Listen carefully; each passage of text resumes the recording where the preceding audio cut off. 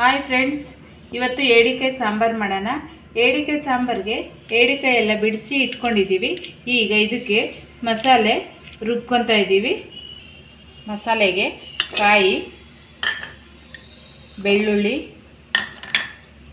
ಈರುಳ್ಳಿ, ಟೊಮೊಟೊ, ಖಾರದ ಪುಡಿ, ಮಸಾಲೆ ಅಂದರೆ ಇದು ಮಾಮೂಲಿ ಸಾಂಬಾರು ಪೌಡ್ರೆ ಹಾಕ್ಕೋಬೋದು.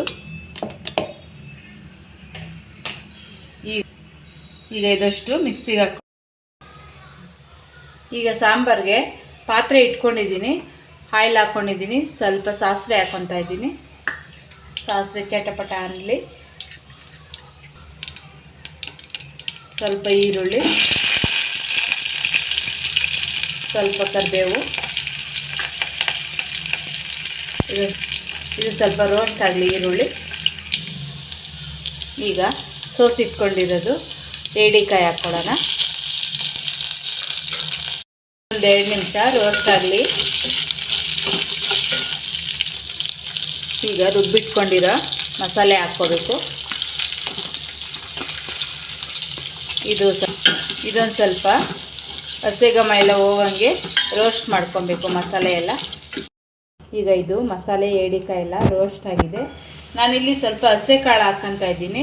ತೊಗರಿ ಕಾಳು ಹಾಕ್ಕೊಂಡ್ರೆ ಇನ್ನೂ ತುಂಬ ಚೆನ್ನಾಗಿರುತ್ತೆ. ಇಲ್ಲಿ ಬಂದು ನಾನು ಅಲಸಂದೆ ಕಾಳು ಹಾಕ್ಕೊತಾ ಇದ್ದೀನಿ. ಆಮೇಲೆ ತೆಗೆದಿಟ್ಕೊಂಡಿರೋ ಭಂಡಾರ ಹಾಕ್ಕೊತಾ ಇದ್ದೀನಿ. ರುಚಿಗೆ ತಕ್ಕಷ್ಟು ಉಪ್ಪು, ಸ್ವಲ್ಪ ಹುಣಸೆ ಹುಳಿ. ಈಗ ಇದಷ್ಟು ಮಿಕ್ಸ್ ಮಾಡ್ಕೊಬಿಟ್ಟು ನೀರು ಎಷ್ಟು ಬೇಕೋ ಅಷ್ಟು ಬಿಟ್ಕೋಬೇಕು.